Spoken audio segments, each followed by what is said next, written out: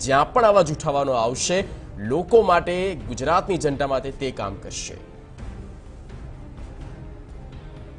પાર્ટીથી નારાજગીનો કોઈ સવાલ જ નથી।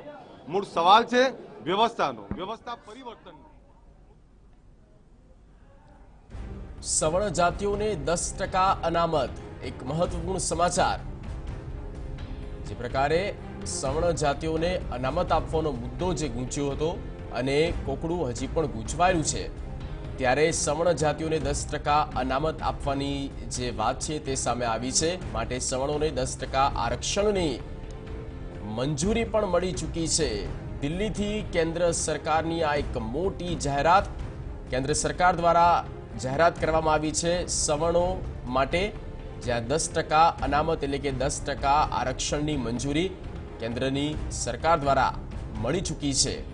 છેલ્લા ઘણા સમયથી આ મામલો સામે આવ્યો હતો અને સવર્ણ જાતિના પણ જે અગ્રણીઓ હતા તેઓ માંગ કરી રહ્યા હતા કે તેમના સમાજમાં પણ એક વર્ગ એવો છે જે ગરીબી રેખા નીચે જીવે છે, ગરીબની સામે લડી રહ્યું છે। માટે તેઓને પણ સરકાર તરફથી રાહત મળે, સરકાર દ્વારા રિઝર્વેશન આપવામાં આવે, અનામત આપવામાં આવે। માટે એ વાત આખરે કેન્દ્ર સરકાર સુધી પહોંચી અને કેન્દ્ર સરકાર દ્વારા આ મોટી જાહેરાત કહી શકાય, સૌથી મોટી, અને જ્યાં લોકસભાની ચૂંટણી નજીક છે તેવા સમયે આ જાહેરાત તે ઘણું બધું કહી રહી છે।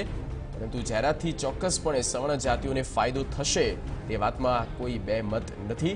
કેન્દ્ર સરકારની આ મોટી જાહેરાત, સવર્ણ જાતિઓને 10% અનામત આપવામાં આવશે અને તેની મંજૂરી પણ મળી ચૂકી છે। જે પ્રકારે સંવિધાનિક રૂપ તેને આપવાની જરૂર હોય છે અને બંધારણની દ્રષ્ટિએ આપવામાં આવી છે કે કેમ તે એક સવાલ છે। જોકે અનેક વખત પાટીદાર સમાજના અગ્રણી હાર્દિક પટેલ પણ કહી ચૂક્યા છે કે તેઓને જે પણ અનામત આપવામાં આવે તે અનામત સંવિધાન, બંધારણના અનુસાર જ તેઓને આપવામાં આવે। મોદી સરકારનો આ સૌથી મોટો ફેસલો, સવર્ણ જાતિઓને 10% આરક્ષણની મંજૂરી મળી ચૂકી છે। ક્યારથી તેને લાગુ કરવામાં આવે છે, કેવા માપદંડો રહેશે, આ તમામ સવાલો છે। પરંતુ પ્રાથમિક જે સમાચાર મળી રહ્યા છે કે આ એક મોટી જાહેરાત કરવામાં આવી ચૂકી છે। रजनीश रंजन संवाददाता फोन लाइन पर। रजनीश, मोदी सरकार का बड़ा ऐलान, सवर्ण जातियों को 10% आरक्षण की मंजूरी।